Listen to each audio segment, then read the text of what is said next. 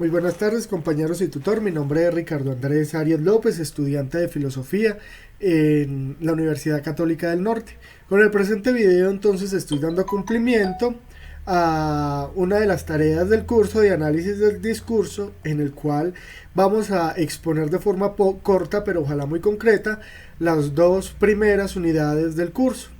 Así pues, la primera unidad nos habla de que nosotros tenemos un lenguaje y que además este está contextualizado. Todos los días usamos el lenguaje para expresar nuestra opinión, para dar instrucciones, para dar órdenes, escribiendo una carta, ¿cierto? Pero en muy pocas ocasiones nos detenemos a pensar en cómo y por qué funciona nuestro lenguaje. El lenguaje es sumamente importante. Debemos partir incluso de la gran línea divisoria que existe entre la humanidad y la animalidad. Nosotros nos distinguimos de los animales gracias al lenguaje. Además, el lenguaje en nuestra raza ha sido garante de supervivencia. Nuestros antecesores, los neandertales, tenían un lenguaje, pero era más primitivo y más sencillo, lo que los llevó a la extinción. En cambio, nosotros, los Homo sapiens, tenemos un lenguaje más desarrollado, más directo, que ha sido determinante para nuestra supervivencia y para nuestra perpetuación en el tiempo como especie. Entonces, partiendo de esto, la primera unidad lo que hace es desglosarnos el contenido de nuestro lenguaje. En primera medida, nos habla que nuestro lenguaje tiene un elemento muy importante de análisis, que es la sintáctica, y es una parte de la gramática que estudia las formas en las que puede ordenarse en las palabras de manera correcta en sintagmas y oraciones. Es decir, se ocupa de la relación entre los signos para formar oraciones. En el tema número 2 se nos habla de la semántica. La semántica es el estudio del significado de las palabras. Ya con la sintáctica ordenamos las palabras, con la semántica profundizamos en su significado. Uno de los elementos más difíciles de análisis en la gramática es esto, el del significado, porque es amplio y vasto su conocimiento.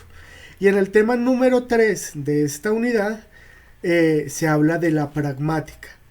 Ahora listo, ya ordenamos las palabras en sintagmas o oraciones, ya las definimos. Ahora la pragmática nos contextualiza, nos mete en contexto, nos da a conocer elementos circunstanciales. Por eso en la pragmática hay términos muy importantes como emisor, destinatario, intención comunicativa, contexto verbal, situación o conocimiento del mundo. Todos estos elementos y significados son de capital importancia en la pragmática, ya que son elementos contextuales para comprender lo que se nos dice. Viendo pues de forma muy resumida la primera unidad, pasamos a su complemento, la unidad 2, que nos habla de caracterizar los elementos constituyentes del discurso como una práctica social. Para entender esto, debemos tener en cuenta que el lenguaje y el habla de forma primordial, aunque acompañados de otras realidades semánticas y semióticas, como ya dijimos, son las herramientas que usa el ser humano para comunicarse mediante el intercambio de pensamientos, ideas y emociones. En este sentido, esta unidad nos habla de algo muy importante, que son los actos del habla, que están íntimamente relacionados con la sección de la filosofía y también de la literatura, que como ya la nombré ahorita denominamos pragmática, la contextualización de las palabras, que en esencia hace referencia al lenguaje en su uso, ¿cierto? En cómo y para qué se usa el habla, y en cómo un acto comunicacional también es un acto intencional, o sea, yo comunico con la intención de ser comprendido. Así pues, hay que dar paso al tema número 1, que es eso, la teoría de los actos del habla. Los actos del habla fueron enunciados por primera vez por un autor llamado Austin, quien pone la primera piedra en su estudio analítico propiamente dicho. Él pretende explicar que la lengua que nosotros utilizamos eh, no solamente es como un acto de expresión, sino que también sirve como para cambiar una realidad o una relación que nosotros tengamos con el mundo. Es lo que decía, la comunicación también tiene una intención comunicativa y una intención intencional. Eh, por lo cual, también con Austin hay otro autor que se llama Searle, que son los dos grandes pues, investigadores de las teorías del acto del habla, y dividieron los actos del habla en varios. Por un lado, hablan de un acto que se llama el acto locutorio, que es el acto de emisión, que es el enunciado en sí mismo, es decir, la pronunciación de fonemas con determinado sentido. El hecho de hablar es un acto locucionario.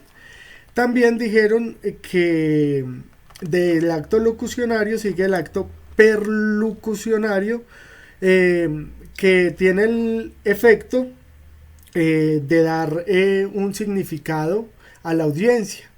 Ya sea sobre su sentimiento, sobre su pensamiento. Entonces el acto perlocucionario busca, yo ya dije en el acto locucionario algo, con el acto perlocucionario quiero que lo que dije tenga impacto en otra persona. Y por último, el acto ilocucionario, que es la fuerza comunicativa que acompaña a la oración y a la acción que hace el acto locucionario. Por ejemplo, hacer una pregunta, un acto de admiración, de miedo, ¿cierto? Entonces, estos son los tres elementos en que Austin y Searle dividen el acto del habla en un acto locucionario, que es el acto solamente de hablar, de expresar fonemas, al acto perlocucionario, que es la búsqueda de crear impacto de lo que decimos, y el acto ilocucionario, que es la forma y la fuerza comunicativa con la que expresamos.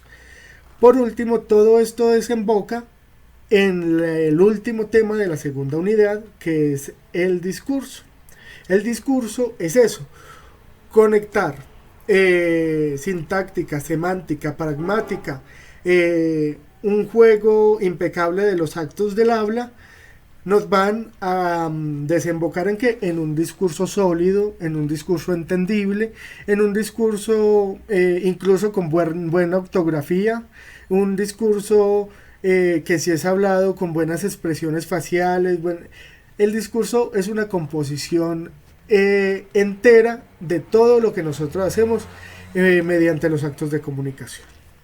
Así pues, compañeros y tutor, doy por terminado este video expositivo de estas dos unidades, muy interesantes por cierto. Entonces no es posible decir qué tema es más importante que otro, porque son complementos. Entonces muchas gracias por la atención prestada